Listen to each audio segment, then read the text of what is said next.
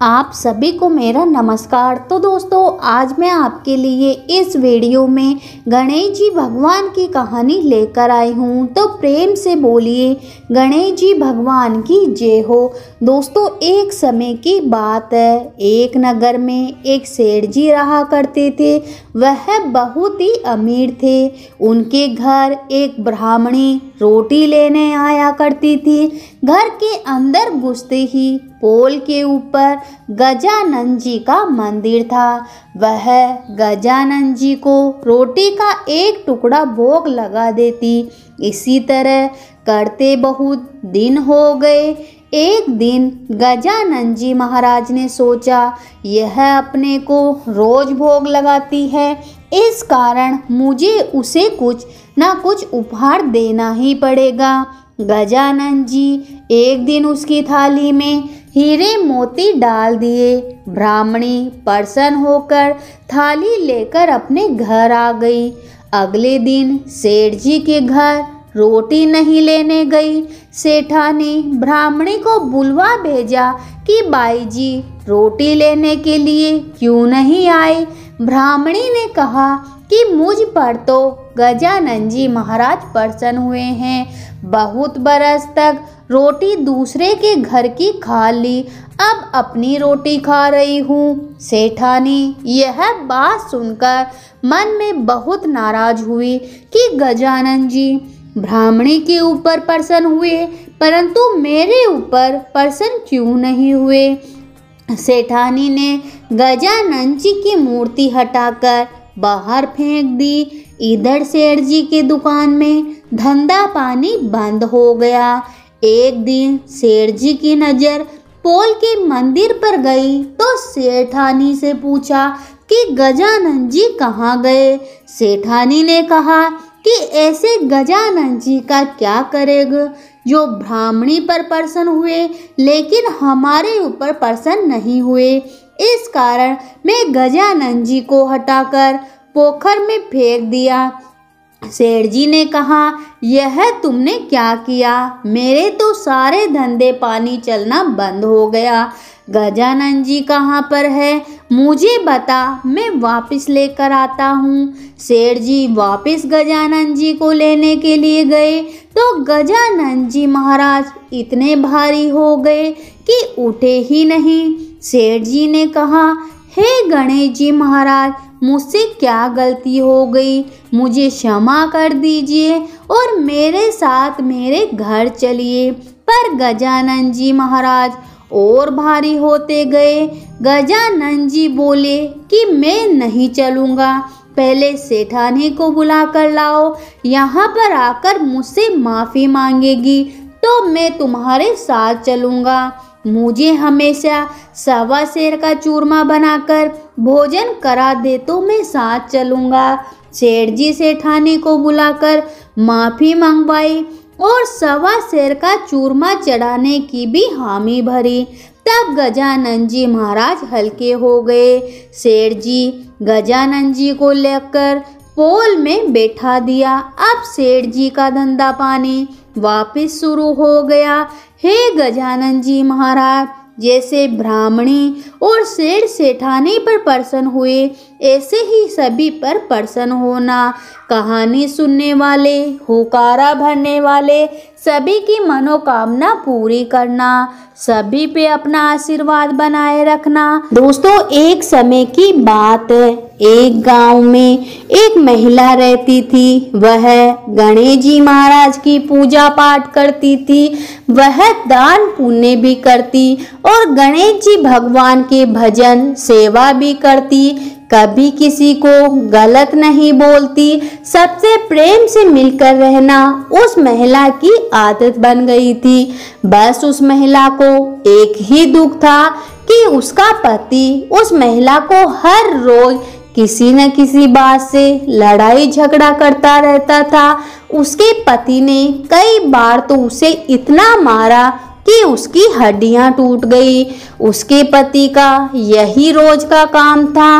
उस महिला ने एक दिन एक महात्मा से विनती की कि हे प्रभु, क्या मेरे से कोई भूल हो गई, मैं तो सत्संग में भी जाती हूँ, आपकी सेवा पूजा पाठ भी करती हूँ, भजन सिमरन भी करती हूँ, लेकिन मेरा पति मुझे रोज मारता है, मैं क्या करूँ। उसकी बात सुनकर संत ने कहा, क्या तेरा पति तुझे भोजन देता है?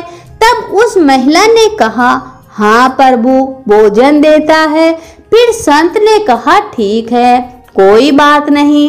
तब उस महिला ने सोचा कि अब शायद संत की कोई दया मुझ पर हो जाए और मेरे भाग्य का लेखा जोखा कुछ अच्छा लिख दे और उसके पति उसे मारना पीटना छोड़ दे। परंतु ऐसा कुछ भी नहीं हुआ। उसकी तो रोज की आदत बन गई, रोज अपनी पत्नी की पिटाई करना। समय के साथ कुछ साल बीत गए। फिर एक दिन उस महिला ने उन्हीं संत से पूछा कि हे प्रभु, मेरा पति मुझे रोज मारता पीटता है, मेरा कसूर क्या है? तब संत ने फिर कहा, क्या वह तुम्हें भोजन देता है? तब उस महिला ने कहा, हाँ प्रभु, भोजन तो देता है। फिर उस संत ने कहा कि ठीक है, कोई बात नहीं। वह महिला निराश होकर अपने घर लौट आई। उसके पति का स्वभाव कुछ ऐसा ही रहा, रोज अपनी पत्नी से लड़ाई झगड़ा मारपीट करना उसकी आदत बन गई। अब तो महिला बहुत तंग आ गई और 1 साल गुजरने के बाद वह महिला फिर से संत के पास गई और बोली, मेरा पति अभी भी मुझे मारता पीटता है, मेरे हाथ की हड्डियां भी टूट गई है। हे प्रभु, मेरा कसूर क्या है? मैं तो सभी की सेवा करती हूँ, पूजा पाठ भी करती हूँ, फिर भी मेरी जिंदगी में सुख शांति क्यों नहीं है? हे प्रभु, अब बताइए ना। फिर से संत बोले कि जो तुम्हें भोजन देता है या नहीं? उस औरत ने कहा, हाँ, रोटी देता है। फिर संत कहते हैं, तब ठीक है।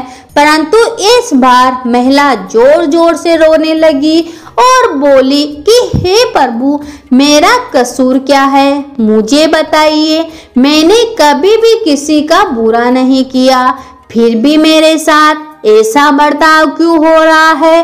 प्रभु संत बोले, बेटी, तुम्हारा पति पिछले जन्म में तुम्हारा बेटा था, परंतु तुम उसकी सौतेली माँ थी। तुम रोज उसको सुबह शाम मारती थी और उसको कई कई दिनों तक खाना भी नहीं देती थी। भगवान की कृपा की है कि वह तुम्हें भोजन दे रहा है। यह बात सुनकर वह महिला एकदम से चुप हो गई। तब संत ने कहा, बेटा, जो कर्म तुमने किए हैं उसका फल तो तुम्हें अवश्य भुगतना पड़ेगा। गणेश जी महाराज ने कहा कि जो भी मनुष्य अपने कर्मों के अनुसार उनका लेखा जोखा रखता है, उसके बाद से वह महिला कभी भी संत या गणेश जी महाराज से उसने शिकायत नहीं की, क्योंकि अब वह सच को जान गई थी। इसलिए हमें कभी भी किसी का बुरा नहीं करना चाहिए, सबके साथ प्रेम से रहना चाहिए। हमारे जीवन में जो कुछ भी हो रहा है वह सब हमारे कर्मों का लेखा जोखा है, जिसका हिसाब किताब तो हमें देना ही पड़ता है। पीछे का जो भी पाप का गोदाम जमा है, अगर उसे समाप्त करना है तो गणेश जी महाराज की पूजा पाठ करें, गणेश जी महाराज का नित्य नियम रखें। एक समय की बात है, किसी गांव में एक साहूकार और उसकी पत्नी रहती थी। उनके 3 बच्चे थे। साहूकार बहुत समझदार और धार्मिक था। सुबह उठकर स्नान आदि करके गणेश जी महाराज की पूजा पाठ किया करता था। गणेश जी महाराज की कथा कहानी सुनता था। जबकि साहूकारनी इसके विपरीत एक आलसी महिला थी। ना तो सुबह जल्दी उठती, ना झाड़ू पोछा करती, ना खुद स्नान करती और ना ही बच्चों को स्नान कराती।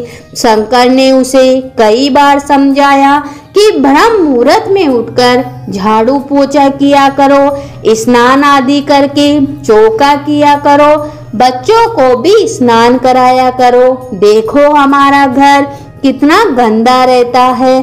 जिस घर में गंदगी होती है वहाँ कभी भी बरकत नहीं आती।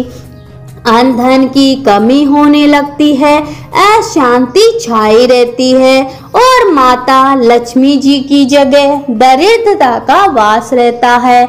लेकिन साहूकारनी पर इन बातों का कोई असर नहीं होता। एक दिन शाम के समय घर का सामान खरीदने वह बाजार जा रही थी। तभी गणेश जी महाराज एक सुंदर सी महिला का रूप धरकर उसके पास आकर बोले कि बहन, क्या तुम्हारी लालटेन की रोशनी से मुझे यह रास्ता पार करा दोगी? तो साहूकारनी बोली कि हाँ बहन, जरूर, लेकिन तुम कौन हो? तुम्हें पहले कभी गांव में नहीं देखा। तब गणेश जी महाराज बोले कि मैं शहर से यहाँ अपनी बहन के घर आई हूँ। दोनों बातें करते करते रास्ता पार कर रही थी तो साहूकारनी बोली कि बहन, तुम कल सुबह मेरे घर आना, हम खूब सारी बातें करेंगे। अगले दिन गणेश जी महाराज साहूकारनी के घर पहुँचे और घर की दशा को देखकर बोले, क्या बहन, तुम घर की साफ सफाई भी नहीं करती? घर कितना गंदा हो रहा है, चौका भी गंदा पड़ा है, बच्चों ने भी गंदे कपड़े पहने हैं। तब साहूकारनी बोली कि बहन, मुझे साफ सफाई करना बिल्कुल अच्छा नहीं लगता। तब गणेश जी महाराज बोले कि तुम एक बार मेरे कहने से घर को तो साफ करो, तुम्हें सब अच्छा लगना लगेगा। तब गणेश जी महाराज बनी सहेली बताती गई और साहूकारनी ने घर का काम करती गई। घर की साफ सफाई कर, चूल्हा लीपा और बच्चों को नहला धुलाकर साफ कपड़े पहनाए। फिर साहूकारनी खुद नहाई और साफ कपड़े पहनकर तैयार हो गई। इस तरह गणेश जी महाराज रोज साहूकारनी के घर आते और उससे घर की साफ सफाई करवाते। इस तरह कई दिन बीत गए। साहूकार यह देखकर बहुत खुश हुआ। घर में साफ सफाई रहने से, गणेश जी महाराज की पूजा पाठ करने से बरकत होने लगी। घर में अन्न धन के भंडार भर गए। साहूकारनी ने पड़ोसन जब उसकी तरक्की देखी तो उससे रहा नहीं गया और साहूकारनी से पूछने लगी कि अचानक तुम्हारे दिन कैसे फिर गए? साहूकारनी बोली कि मेरी एक सहेली है, वह रोज आती है और मुझसे घर की साफ सफाई कराती है। गणेश जी महाराज को भोग लगाकर फिर कथा कहानी सुनवाती है। उसी ने मुझे यह सब सिखाया है। मैं उसका ही कहना मानती हूँ और मुझे अब साफ सफाई करके पूजा पाठ करना भी बहुत अच्छा लगता है। तब वह बोली कि ऐसी कैसी सहेली है जो रोज आती है और साफ सफाई कराती है? कल उसे रोकना और हमें भी उसे मिलवाना।